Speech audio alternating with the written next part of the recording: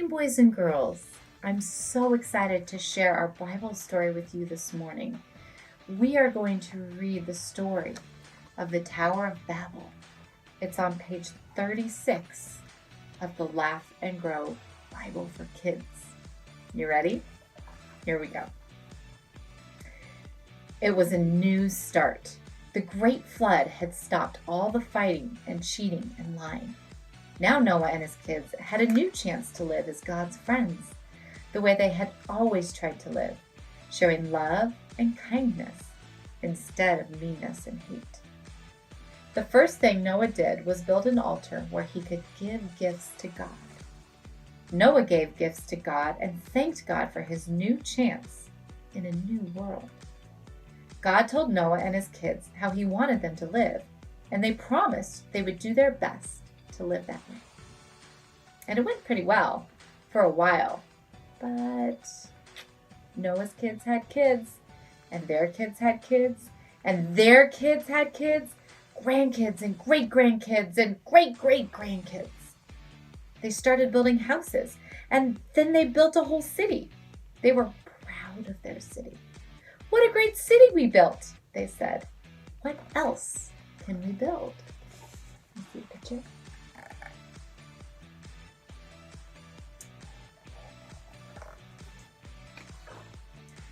What if we build a tower that reached to the sky? Wouldn't that make us look strong? Building a city doesn't seem like a big deal. Building a tall tower doesn't seem like a big deal. But it was a big deal. What they were really saying was this: if we all live in one place, we can protect ourselves. We can feed ourselves, and a great tower will make us feel strong. Then we won't need a strong God. We will be the strong ones. Remember, God didn't want people to stay in one place. He wanted them to cover the whole world and make it like the Garden of Eden, filled with beauty, order, and plenty. He wanted his special creatures, his friends, to rely on him for safety and food. He wanted them to trust in his strength, not their own. To build things together with him, not on their own. So as these grandkids and great-grandkids of Noah began building their mighty tower to the sky, God did something interesting. He scrambled their words. God gave them different languages so they couldn't understand each other. If they couldn't understand each other, they couldn't work together to build their tower. They couldn't work together to continue building their big city. And sure enough, since they couldn't understand each other, different groups and families wandered off from the city to live in different parts of the world, just like God wanted.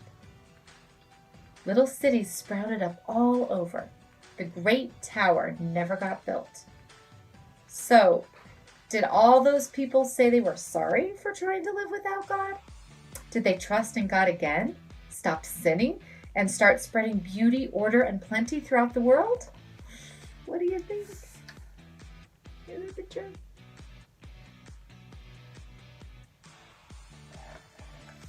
What do you think? Did they stop sinning? Not exactly. Wherever there were groups of people living together, there was sin. More fighting, more cheating, more lying, and more hurting. Even with their second chance, the grandkids and great-grandkids of Noah made the same mistake that Adam and Eve had made long before. They stopped listening to God and started listening to that other voice.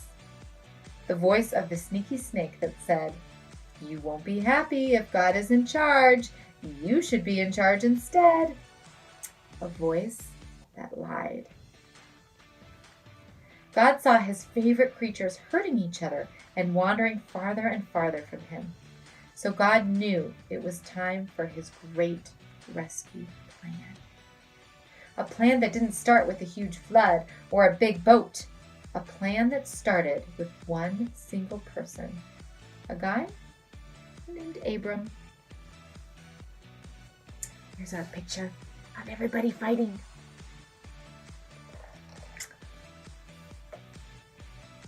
And that's it.